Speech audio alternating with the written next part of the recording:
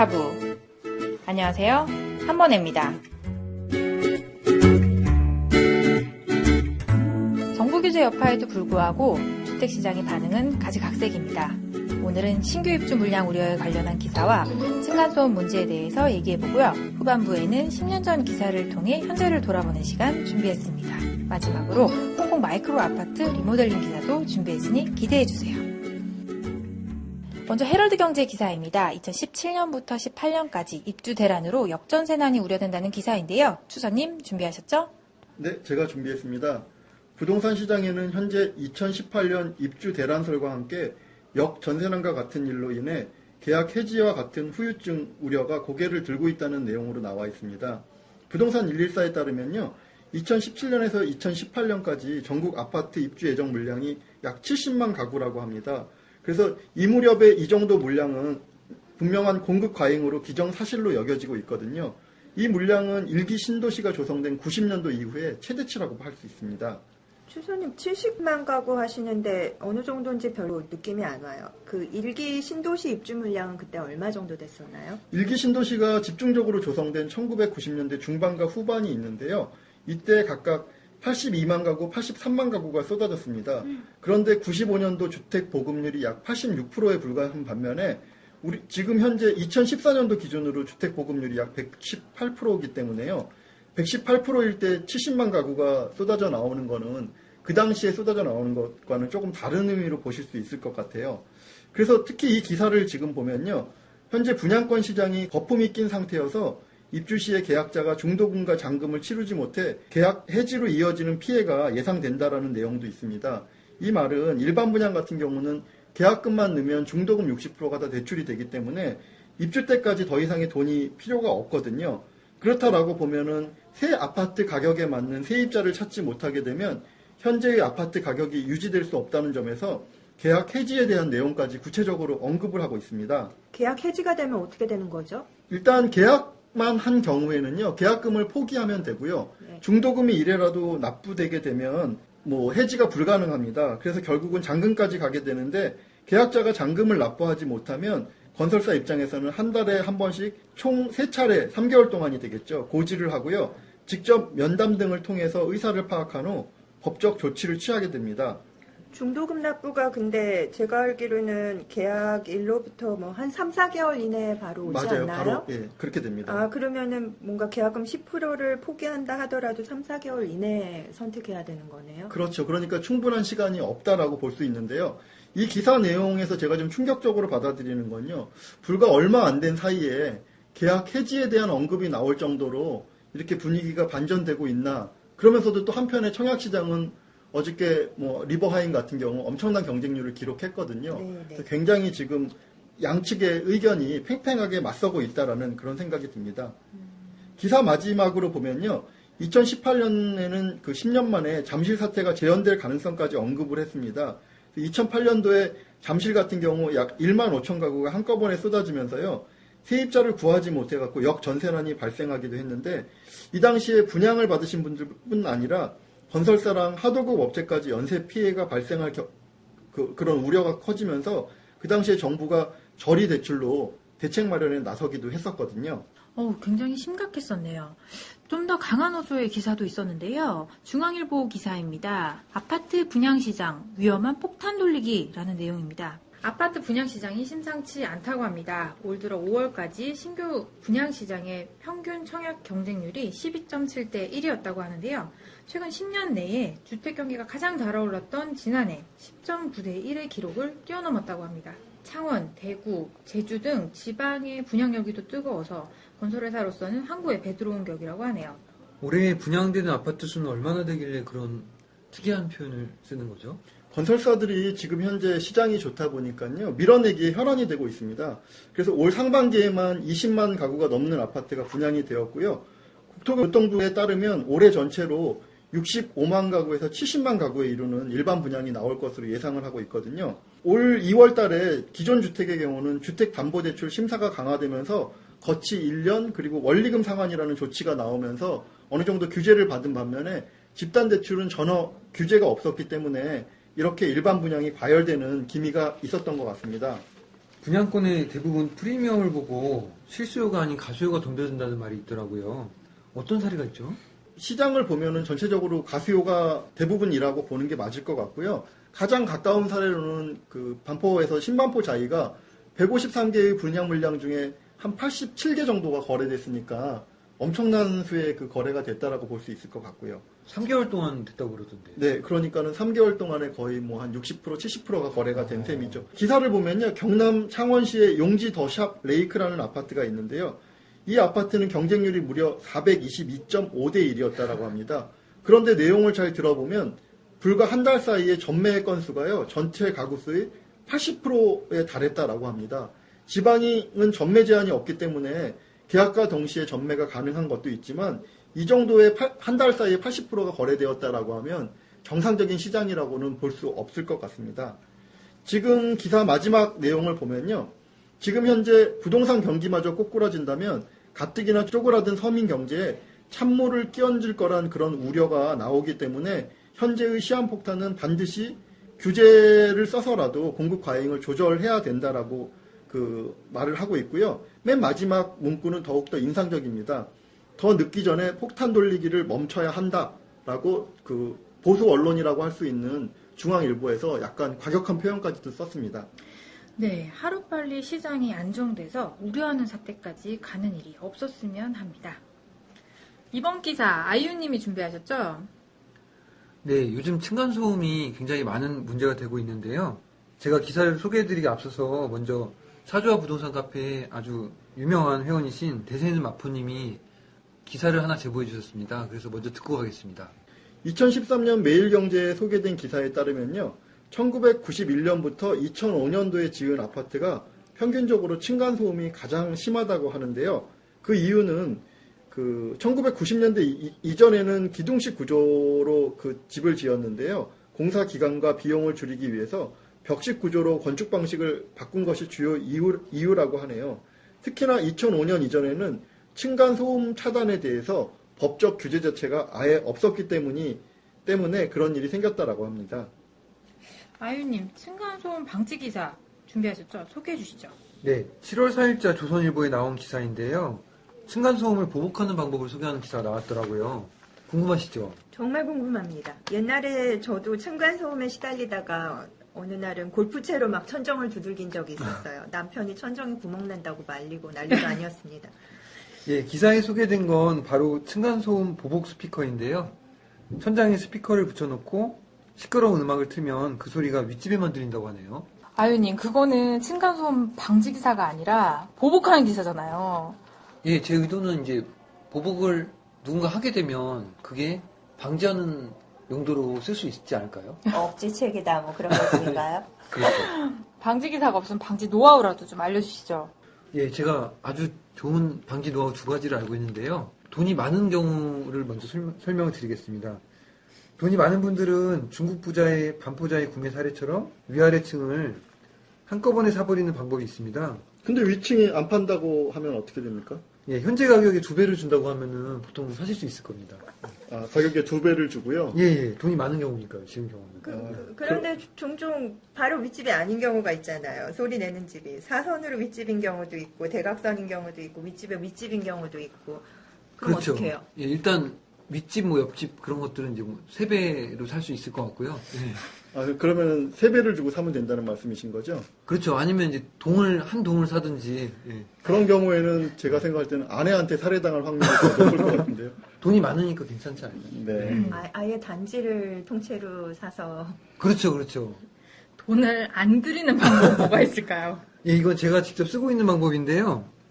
뭐냐면 이제 위아래 집이랑 친하게 지내는 방법이 있습니다. 친구끼리 시끄럽다고 죽이고 그러지 않잖아요. 죽이고 싶은 생각이 들 수는 있을 거예요. 그렇죠. 사실 저희 윗집도 매우 시끄러운데요. 설마 제 목소리 알아보시지 않겠지요? 예. 그런데 윗집이랑 친하게 지내니까 밤에 시끄러울 때 짜증이 나긴 하는데 막상 얼굴 보면 웃으면서 인사하게 되더라고요. 뒤에서는 칼을 갈 수도. 아, 제가 갈아야 되는 거 이거는 제가 갈아야 돼요. 아 그런가요? 네. 아랫집은 어떻게? 아, 아랫집은 이제 저희가 늘 죄송하거든요. 근데 저희는 이제 반갑게 인사하는데 그냥 보통 가시더라고요. 포인플렉스님 최신 분양 아파트 층간소음 방지 사례 소개해 주시죠. 아, 예. 이번 주에 청약을 접수했던 핫한 아크로 리버하임. 저도 여기 넣었었는데요. 네. 다음 주 기대됩니다. 아크로 리버하임에서는 일반 아파트보다 2배가량 두꺼운 60mm 바닥 차음재를 설치해 층간소음을 저감했다고 합니다. 그리고 역시 이번 주에 모델하우스를 개관하는 DH 아너힐스죠. 여기에서는 층간소음 최소화를 위해 강남 최초로 슬라브 두께를 240mm로 쓴다고 합니다. 저기 아이유님은 여기 두 개 다 가보시지 않으셨나요? 예, 둘 다 갔다 왔는데요. 네, 어떠셨어요? 어떻게 가셨어요? 아너힐스는 제가 아노힐스 VIP 설명회 갔더니 거기서 당첨이 돼서 예, 모델하우스 개관 전에 한번 보고 왔습니다. 예. 부럽습니다. 어떠셨어요? 가서 보신 느낌은? 예, 일단 아크로 리버하임부터 간단히 말씀드리면 테라스가 이제 34평형이었는데 테라스가 굉장히 넓게 나왔더라고요. 그리고 주방도 일반 34평보다는 훨씬 넓게 나왔습니다. 그래서 주부분들이 되게 선호할 것 같다는 생각이 들었습니다. 네. 그리고 바닥도 이제 헤링본 패턴이라고 해가지고 굉장히 시공비가 비싸다고 하는데요. 그 패턴도 되게 고급스럽고 잘 나왔더라고요. 그래서 인기가 많을 것 같고요. 아크로 리버하임 보고도 참 좋다 생각했는데 DH 아너힐스 가봤더니 입이 딱 벌어질 정도로 많이 좋았습니다. 그렇게 더 좋았나요? 예, 근데 사실 알고 보니까 이제 DH 아너힐스 테라스 하우스는 53평이더라고요. 아, 그래서 이제 거실 테라스가 거실만 하고요. 안방 테라스는 그것도 안방만 하고 입이 딱 벌어질 정도로 엄청나게 좋더라고요. 비싸다고 하면 그에 맞는 가격을 지불해야 되는 거네요. 그렇죠. 비싸기는 많이 비싼 것 같더라고요. 가격을 알려주진 않았는데. 네. 하지만 돈만 있다면은 사고 싶은 그런 집이었다는 이야기죠. 돈이 모자라요. 돈만 있으면 위층도 사고 위층에 옆집도 사고 그렇죠. 그러네요. 다 사면 되죠. 요즘 층간소음이 한참 문제가 되고 있는데요. 예전에는 이제 층간소음 규제가 없었기 때문에 이런 것들이 좀 더 신경을 못 쓰고 아파트를 지었었던 경향이 있었는데 최신 아파트들은 이런 층간소음 방지가 굉장히 잘 되어 있거든요. 그래서 층간소음에 예민하신 분들은 새 아파트 입주를 권장해 드립니다. 층간소음이 누구나 가해자가 될 수도 있고 또 피해자가 될 수도 있는 문제이기 때문에 굉장히 이제 삶의 질에 영향을 끼치는 문제가 되는 것 같습니다. 층간소음에 대한 노력을 많이 기울여서 분양하는 단지들 저희 쪽에 연락 주시면 저희가 자세히 광고해드리겠습니다. 성심성의껏. 그렇죠. 예, 장점만 얘기해 드려요, 저희는. 아, 네. 예, 광고 들어오신 분들은 장점만. 대신 광고를 내고 그렇죠, 그렇죠. 예. 알겠습니다. 여기까지 층간소음 관련돼서 얘기해봤습니다. 잠시 쉬어가겠습니다. 광고주를 모집합니다. 건설사, 분양대행사, 조합 등 관계자 여러분들의 후원을 기다립니다. 부동산 4부. 이번 코너에는 과거로의 산책이라는 이름 붙여보고 싶습니다. 캐캐묵은 과거 기사를 가지고 현재를 재조명해보고자 합니다. 2006년도 12월 31일 월간 중앙 기사인데요. 연말 기획 기사였습니다. 서울의 집값은 싼가 비싼가 라는 제목이었는데요. 내용은 서울과 세계 7대 도시의 아파트 값을 소득 수준 대비해서 비교한 자료입니다. 주택이 아닌 아파트를 중심으로 비교했는데요. 당시 12억 5천만 원이던 음마 아파트와 비교했더라고요. 지금은 음마 아파트가 얼마 정도 가요? 그 사이에 금융위기가 있었지만 다시 가격을 회복해서 현재도 한 12억 5천만 원 정도의 거래가 된다고 합니다. 사실 과거 자료보다는 결론을 살펴보면 소득 수준과 비교해서 다른 나라들에 비해 아파트 가격이 비싸다라는 것과 가격에 비해서 시설 수준이 너무 낮다. 그 두 가지였습니다. 그러면 10년이 지난 현재의 모습은 어떤가요? 주요 도시 비교 자료가 있는데 2014년도 기준이라서 자료가 좀 의미가 없을 것 같아요. 최근 1, 2년 상간에 가격이 너무 많이 올랐거든요. 그간 있었던 변화를 살펴보겠습니다. 우선 주요 국가들의 주택시장은 2008년도 금융위기 이후에 급락하고 그 사이에 다시 또 상승하고 그래서 대부분 가격이 회복된 상태고요. 캐나다, 호주와 같은 국가의 경우에 중국 자본이 유입되면서 큰 폭으로 상승했다고 합니다. 맞아요. 제 지인이 토론토에 거주하고 있는데 주택 가격이 작년 대비 20% 상승했다고 그러더라고요. 그래서 1년 사이에 20%? 막 그랬는데 알고 보니까 이쪽은 양반이에요. 밴쿠버 쪽은 1년 사이에 40%가 올랐대요. 많이 올랐네요. 말씀하신 것처럼 동일한 아파트 비교군에 대한 가격 변화가 주목할 만한데요. 그 사이에 국내 주택시장에도 급락강이 있었습니다. 2006년도 대비 가격을 회복한 곳도 있고 아닌 곳도 있는데요. 가격보다는 기사에서 지적한 시설 수준 얘기 한번 해보려고 합니다. 2000년대 이후에 커뮤니티라는 트렌드가 생겼는데요. 기사에서 제시한 런던 사우스 켄싱턴 아파트의 예를 들면 고급 사우나, 피트니스, 영화관, 도서관, 목재마루, 대리선 마감재, 부엌의 최고급 가전 브랜드에 대한 언급이 있습니다. 어디서 많이 들어보신 내용 아닌가요? 이거 요즘 분양하는 아파트들은 다 이 정도는 하고 있지 않나요? 저 좀 기본이라고. 네네. 영화관 정도 빼고는 다 있는 것 같은데요. 네. 적어도 10년 전과 달라진 점들은 재건축들이 이루어지면서 그리고 소득 수준이 향상되면서 주거 환경에 대한 생활 수준 역시 한 단계 높아졌다는 점입니다. 왜 과거에는 이렇게 갖추지 못했을까요? 그 문제는요, 가장 큰 걸림돌이 하나가 있었습니다. 그게 뭐냐면 분양가 상한제인데요. 건설사들 입장에서는 분양가 상한제가 있는 입장에서 경제적인 문제가 있었을 겁니다.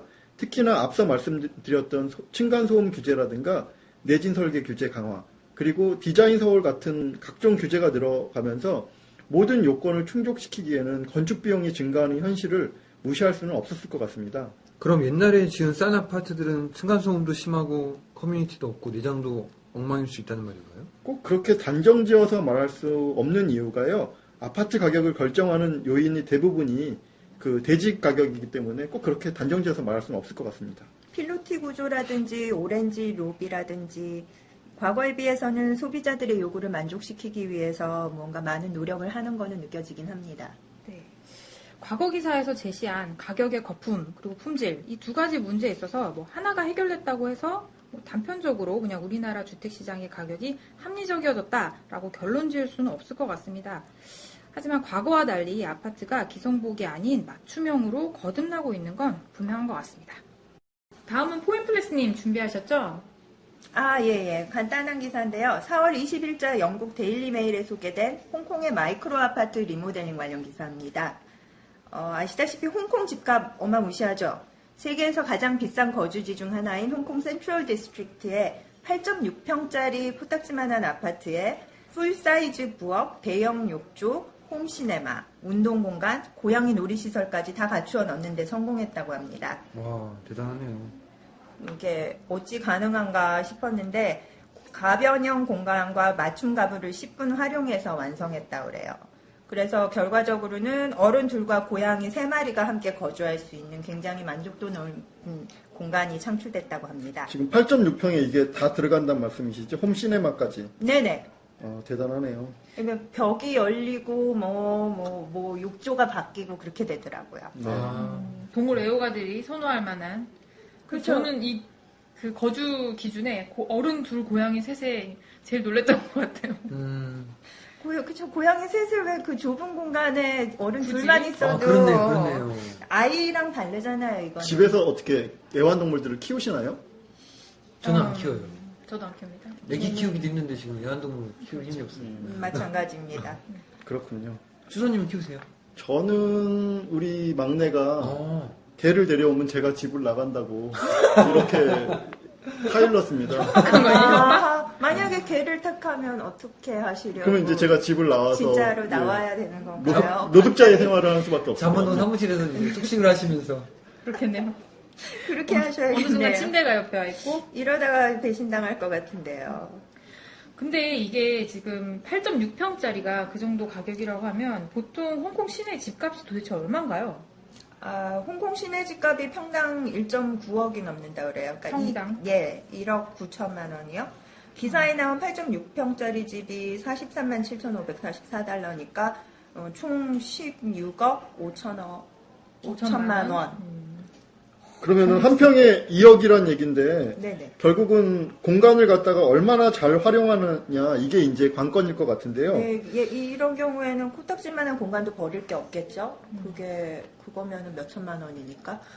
이게 시공비가 얼마나 드나요? 전혀 언급이 없습니다. 기사에 언급이 없었나 보네요. 네네, 제가 굉장히 많이 든 것 같은데. 굉장히 많이 들었을 것 같아요.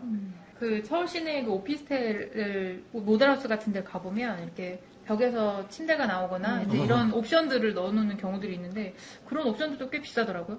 매트리스를 제외하고 나서도 프레임만 뭐 5, 600 뭐 이렇게. 벽에서 침대가 나오면 되게 공간 활용이 좋겠네요. 그 오피스텔에는 공간 활용 확실히 좋은 것 같더라고요. 기본적으로 갖춰야 되는 것 같아요. 여기도 보면은 저희 방송에 붙은 기사 링크를 클릭해 보시면은 이 사진으로 직접 확인이 가능하시거든요. 저희가 이거를 목소리로 사진을 전달할 수가 없으니까 시간이 되시면 한번 체크하고 이 8.6평짜리 공간에 어떻게 이게 다 들어갔는지 직접 한번 확인해 보셔도 괜찮을 것 같아요. 네. 팟빵 사이트에서만 확인이 가능하더라고요. PC로 그렇군요. 확인하셔야 됩니다. 그나저나 이렇게 알뜰하게 고친 작은 집을 보면서 그 최근에 일반 분양 현장 방문하면서 매번 느꼈던 우리나라 아파트는 왜 이것밖에 설계가 안 되지? 뭐 그런 아쉬움이 다시 생각났었어요. 뭐 단지마다 다르겠지만 수납 공간에 굉장히 신경을 많이 쓰는 것 같긴 합니다. 발코니 쪽에 뭐 창고라든지 이런 게 없기 때문에 그런데 많이 신경 쓰는 그런 설계들은 나오는 것 같아요. 교자상 뭐 수납이라든지 아니면 지하에 별도 뭐 세대 창고라든지 그런 것들은 참 좋은 것 같습니다. 그런 고급화 쪽으로 하면은 그래도 좀 많이 좋아진 거 아닌가요? 그런데 예를 들어 단지마다 하나같이 뭐 대리석 벽이다.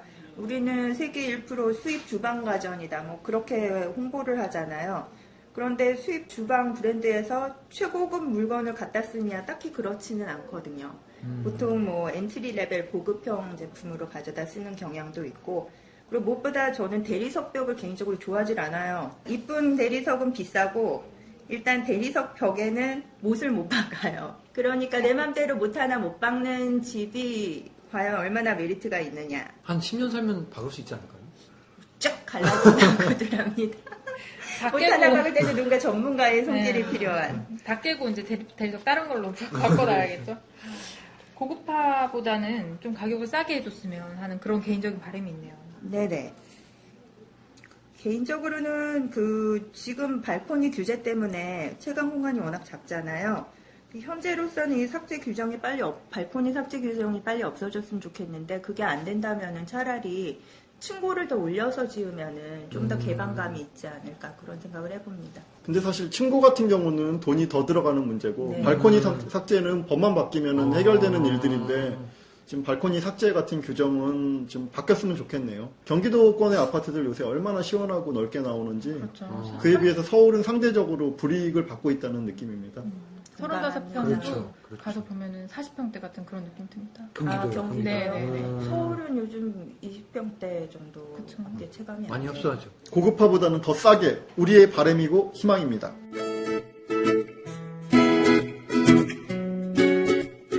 오늘 기사들은 어떠셨나요? 단순히 기사 내용을 전달하는 것이 아니라 여러분이 알고 싶은, 궁금해하는 내용을 담아보기 위해 노력했습니다.